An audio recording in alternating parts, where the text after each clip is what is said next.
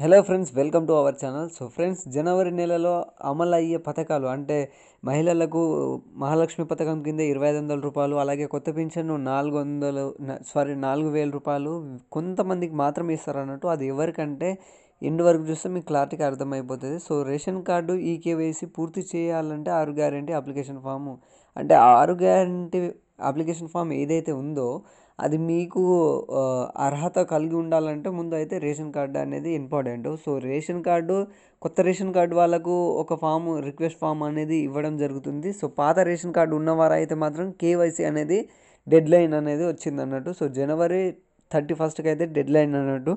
So అప్పటి వరకు ఎవరైతే చేసుకోలేదో ఇంకా, సో వారైతే చేసుకోవచ్చు అని చెప్పేసి ఒక ఆర్టికల్లో అయితే ఇక్కడ ఇచ్చారు. దాంతో మనకు పేదలందరికీ రేషన్ కార్డు అందచేయడమే లక్ష్యంగా తెలంగాణ ప్రభుత్వం ముందడుగు వేస్తుందన్నట్టు.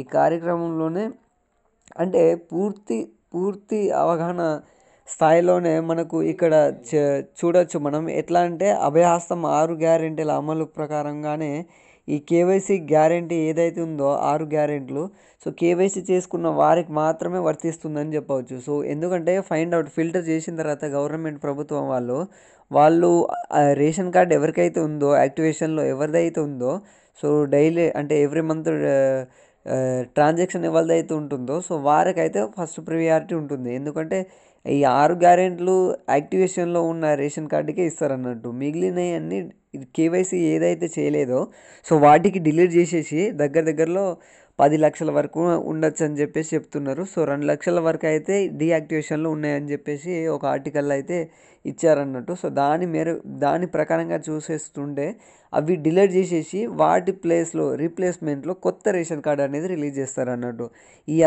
ఇదంతా ప్రక్రియ ఒక సర్వే ప్రకారంగానే, ఒక పద్ధతి ప్రకారంగానే అవుతుందని చెప్పచ్చు. సో ఇదంతా నేను ఎందుకు చెప్తున్నానంటే, కొంతమందికి ఎవరైతే రేషన్ కార్డు కేవైసీ కంప్లీట్ చేసుకొని ఉన్నారో, అదే కాకుండా డీబీటీ అకౌంట్ అంటే డైరెక్ట్ బెనిఫిషరీ ట్రాన్స్ఫర్ అకౌంట్ కలిగి ఉన్నవారో సో వాళ్ళకి మాత్రమే మహాలక్ష్మి 2500 రూపాయలు అయితే వాళ్ళకి క్రెడిట్ అవుతుంది. ఎలా అంటే మీరు అప్లికేషన్ ఫామ్లో అకౌంట్ నెంబర్ ఇవ్వకపోవచ్చు, ఎందుకంటే ఆధార్ కార్డుకి లింక్ పై ఉన్న అకౌంట్లో అయితేనే క్రెడిట్ అవుతుందండి.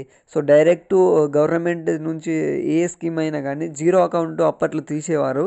సో ఇప్పట్లో కూడా ఆ పద్ధతి ప్రకారంగా జీరో అకౌంట్ టైప్లోనే వారికి క్రెడిట్ చేస్తారు అన్నట్టు.